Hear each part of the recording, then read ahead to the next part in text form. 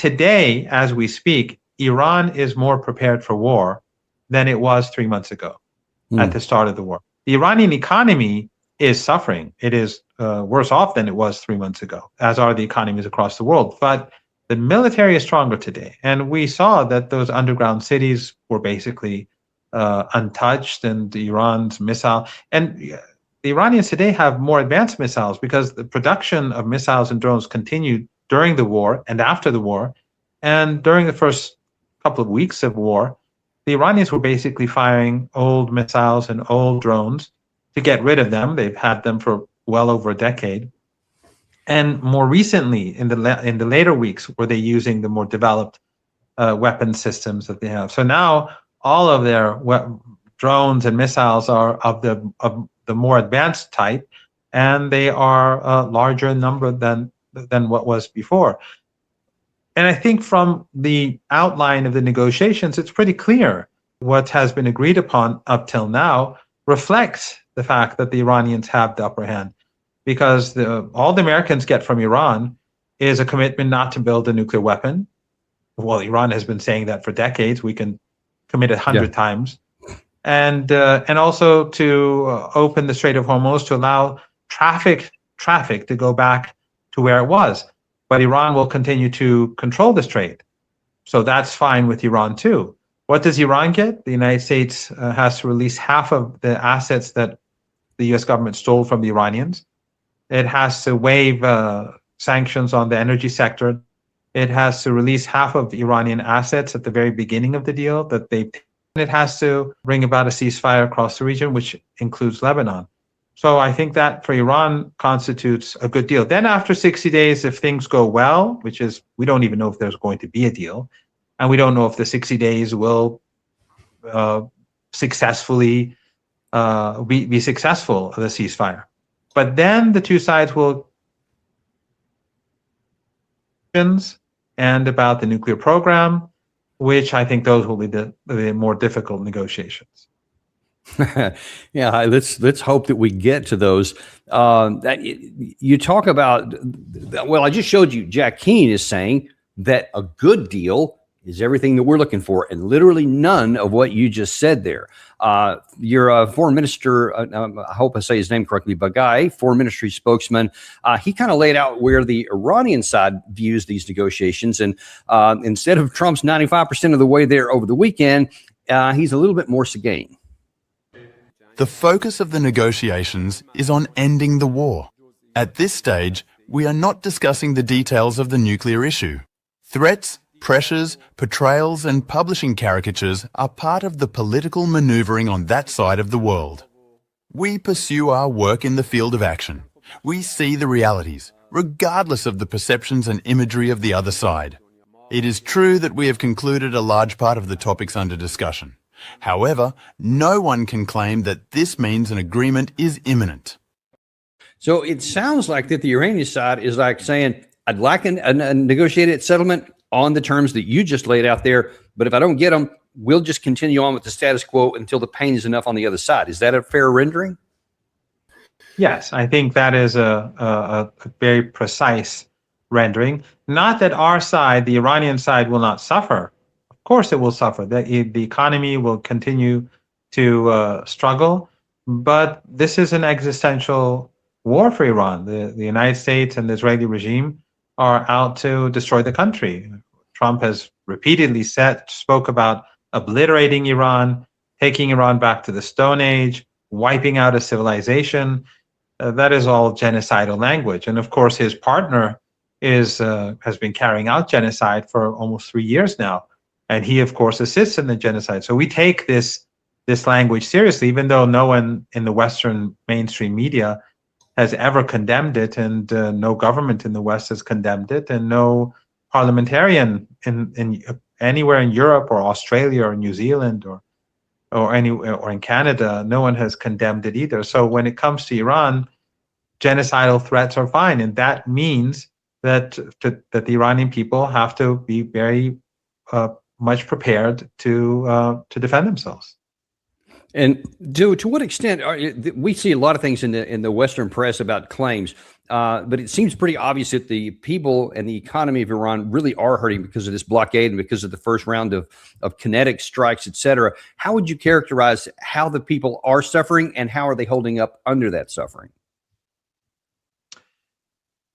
Well, polls do show that the overwhelming majority of Iranians continue to support the policies of the government, because they recognize, despite the hardship, that Iran has no option but to remain steadfast. They know that the United States will be ruthless. People in Iran saw the U.S. Admiral, I think Cooper, say that the school, the Minab school, the elementary school where they wiped out 168 girls on day one, on minute one of the attack, that's where they targeted first. He lied and said that this was on an active missile site. And ironically, at that time, there were a lot of international journalists there, including the Sky News, a Sky News journalist. And Sky News is very hostile towards Iran. It's very biased towards the United States. But it was so bad what he said that even the Sky News journalist was outraged. And he said, we've been all over the city. We've been speaking to the families. We've seen the school. We've looked around. There is no sign of any missile base. So when we have the likes of Cooper who are fully prepared to slaughter kids and to then blame the victims, we know that we're dealing with a very dangerous regime, a regime that says it will wipe out our nation. So Iranians are going to obviously be steadfast. And as I said, I think once before, Iranian religious culture is also a culture which encourages steadfastness against the oppressor and the belief in supporting the oppressed. That's one major reason why the Iranians support the Palestinians, the Cubans, who are also under siege, because it's a part of their religious identity. So that resistance and resilience is particularly strong among Iranians, among the resistance in Lebanon and elsewhere. But life is more difficult. Just today, I went shopping, and the goods that I purchased at the supermarket are considerably more expensive than what they were 3 months ago. But the global economy is in catastrophic, is facing catastrophe, and the belief is, according to economists, that if this continues, it will bring about a catastrophic situation for the United States, and thus that is the reason why Trump is so keen on getting a deal very swiftly. During the negotiations, the Americans were much more insistent on having a swift deal than the Iranians. The Iranians were slower about it because they don't want any loopholes. Because the nuclear deal, the JCPOA in 2015 and 2015, a major problem was that the Iranians carried out their side of the bargain, and the Americans under Obama refused to do so. In fact, for Trump to say that he wants a deal better than the JCPOA, that would be very difficult to do, because the JCPOA was a pretty bad deal for Iran because of the loopholes. In other words, the Iranians carried out their commitments, then the Americans wouldn't carry out their commitments. They refused to do so. And so Iran suffered. And that's why Trump leaving the nuclear deal actually did Iran a favor, because if Iran had left the nuclear deal itself, it would have been attacked and marginalized. But since the United States did it, it allowed Iran to go back to square one. And now if they want to negotiate anything, they'll negotiate in a way to make sure that it does not carry out its commitments first. Yeah. Okay. Yeah. And I'm going to get to the sequencing here in just a second. Let me ask you a question while we're still on the topic, because you fought in the Iran-Iraq war, and presumably you were also just in the civil society at that point too. So you could see, and I wonder if you could compare the level of suffering that the Iranian population suffered during that war and how they stood up to it as compared to what's going on here since February. Well, it's a very different type of war, but that war, during that war, if you include the fact that Saddam Hussein and Western countries were supporting terror groups in Iran and across the country, but also in the Kurdish areas near Iraq, the Iraqi border. I think on the whole, the Iraqi war and these terror attacks and so on, almost 200,000 Iranians were killed during those 8 years. And I think 190 something, 194,000 or so died. I think 150, 60 were directly from the war, and the others from other terror attacks and assassinations and bombs and so on. So that war lasted long, and it was, and we had many martyrs, and they used chemical weapons. The West gave Saddam chemical weapons. I survived 2 chemical attacks. I survived a mustard attack, and I survived a nerve agent attack. Wow. As well. So, so in a way, that was much more devastating. But this war was the fact that the Americans and the Israelis would bomb across the country, and they would bomb apartment blocks, in Tehran or Esfahan, or they would bomb hospitals and in Kashan, or across the country, attacks were being carried out. In the case of the Iran-Iraq war, most of the damage was in the border areas, because the nature of war has changed, of course. Yeah. But in terms of the population itself, because I would imagine that the economy was bad, that the price of goods was high, yes. et cetera. Oh, yes. So, but they suffered through it, and they have historical experience, not just Norse stories, right? Yes, and as I said, the religious culture in Iran also makes Iranians very resilient. There's a good book by Alistair Crook, our mutual friend, and it's an old book called, I think I explained it to you once before, but I'm not sure, but it's called Resistance. It's a rather old book, but he does describe Iranian religious culture and that of Hezbollah, and I think it's very useful for people to read the book. And Alistair is a very knowledgeable person. Another very good book is Going to Tehran by Flint and Hilary Leverett, which I think people should read, especially during these circumstances. Americans, if the U.S. policymakers had read that book and listened, yes, this is Alistair Crook's book. And maybe next time you invite him, you can ask him I will. About the book. But there's also another book by Flint and Hilary Leverett, who worked in the White House, called Going to Tehran. That's also a book that I think people should read. And there's another good book by Peter Oborn called, I forget the name of the book, but it's on the Iranian, A Dangerous Delusion. It's a slight book, but it's about the Iranian nuclear program. There's some very good books out there. I mean, these three, and there's another one called Manufactured Crisis. I think people should start reading more about Iran, because the U.S.-Iranian relationship is going to be something of importance in the years ahead. Indeed. And in fact, we got to worry about if we get the weeks or months ahead right now. That's right. You talked about some of the terms and the conditions that are necessary for Iran to have a negotiated end to this. Going back to Jack Keane, he thinks that he has the leverage over Iran for a quick decision, and it has to do with money. We have leverage over their money. They want their frozen assets released. They want sanctions removed. We have got to use that as leverage. The other leverage, we're saying, well, we'll reattack if you don't do that. I think where they are, they don't take it seriously, because they'll stretch this thing out. The closer we get to the midterms, they believe the less likely the United States would ever attack them. So the real leverage here is money. And we've got to use that money to help get the best deal we possibly can. We can't give in to their negotiations. They're going to want some good faith on our part. Okay, release some billions of dollars to us. I think the Qataris were talking about, because they have control of some frozen assets, some $6 billion. That'd be a mistake. We cannot throw that kind of a lifeline to the regime before we get down to the nitty-gritty of the deal, which is what? Nuclear weapons, support for proxies, and ballistic missiles.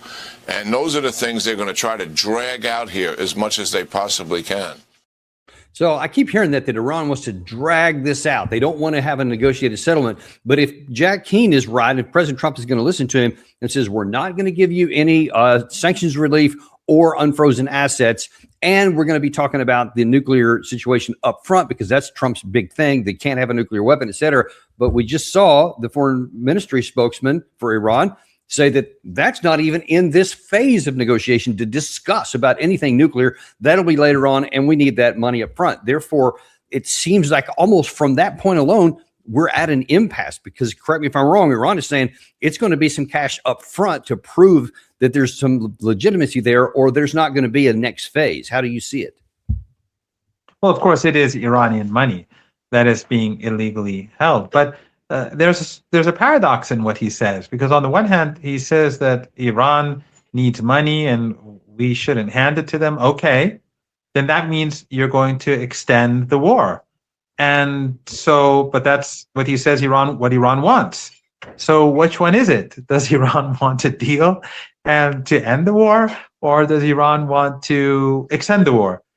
I think it's, pretty clear that he's neglecting two factors here. One is that the Iranian armed forces fought until the end, and it was not the Iranians who requested the ceasefire. It wasn't the Iranians who initiated the contacts. And for a few weeks, the Iranians ignored Iranian communications until day 34, 35, I don't know exactly when. And then ultimately, Trump accepted the Iranian 10-point plan as the framework for negotiations. So they began with unconditional surrender, lay down your arms, and then they ended with acceptance of Iran's 10-point plan as the framework for negotiations. So obviously, the Iranian military wasn't doing too bad if that's how the Trump he evolved during those 39 days. But more importantly is the fact that is something else that he neglects, and that is the Strait of Hormuz. And the longer that if the United States won the war and Iran was defeated, well, then the Strait of Hormuz is not an issue, but it is. So this siege that the United States has imposed on the Strait of Hormuz is a double-edged sword, and it is hurting the entire global economy. And if this continues, there will be a global economic depression. And if the war resumes, the hot war, then I think it will be a major economic depression, a very severe one, which will be far worse than the 1930s.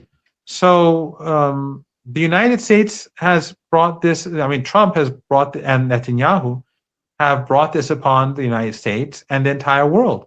And it didn't have to happen. But then after the 39 days where they failed in the war, we could have had a ceasefire, and the Strait of Hormuz would have been open to, it was never closed to the Chinese or the Russians or Oman or Iraq or any of those countries who were not fighting against Iran. It was only closed to those countries that cooperated with the United States in the war for obvious reasons. But if Netanyahu had refrained from carrying out genocidal assaults on Lebanon and accepted the ceasefire, we would have had ships going through the Strait of Hormuz 7 weeks ago, if I'm not mistaken. I think April the 8th. Yeah, something like that. Yeah. So the United States, Trump and Netanyahu have created this catastrophe. And if they don't accept this deal, that means the Strait of Hormuz will remain closed. And I saw a program on your show a couple of weeks ago where you brought a gentleman whose name I forgot, but he was an expert on oil markets or energy markets. And what he was saying was that things are going to go downhill very fast. Yeah, in fact, we're going to have a separate expert on our show tomorrow on the oil industry, and what Dr. Chris Martenson said was we're heading towards a cliff here pretty quick because of all the strategic petroleum reserves are masking a lot of the loss of the Persian Gulf, but that's about to run out in different parts of the world in different times, and we're going to see a huge problem because there simply won't be enough supply to go along. And then we keep then that circles us back into who's actually eager to get this done the most, and it would seem to be the United States. But so far, we haven't been willing to agree on anything. So up to this point, and correct me if I'm misunderstanding anything here, the Iranian side is saying if we get some of our frozen assets relieved as a good faith gesture up front and some kind of phased sanctions relief, then we'll have full open traffic, although still with the fees, I think is the current terminology being used in Tehran right now. And then that'll be open as long as our blockade opens too. Is that generally right? Yes, the sanctions would have to be waived immediately. The sanctions for the Iranian energy sector, and also there would have to be a ceasefire. Iran will not enter an agreement unless there is an end to the war in Lebanon. So that's just out of the question. Well, that's actually where I was going to go. So remember, far, it's issues of money and the frozen assets and the sanctions, et cetera. And the Strait of Hormuz. Obviously, it's a major deal to most of the world here. But here you have the New York Times earlier today say Netanyahu says Israel plans to intensify attacks on Hezbollah in Lebanon. And I think it was earlier today, this video was, this morning on Fox News where they were talking and they showed a soundbite of Netanyahu reinforcing that very point. We're also tracking developments in the conflict between Israel and Iran's largest proxy, Hezbollah. The Israelis have vowed to ramp up strikes on the group amid ongoing drone and rocket attacks launched from southern Lebanon.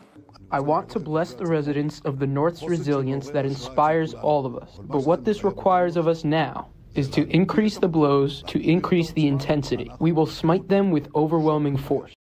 So he's not even saying we're going to just not stop. He's saying they're going to ramp it up. So my question is, all these things we've talked about in the first portion of our show here today, if these all got satisfied to your satisfaction, to the Tehran satisfaction, but this one doesn't get fixed, is there a deal? No deal. And, the New York Times, of course, is lying. And it's lying because it belongs to the Epstein class. And Fox News is lying too. The fact is that the Israelis are targeting civilians. They are bombing cities. And their footage is coming out every day. Families under the rubble, children crushed, just like in Gaza.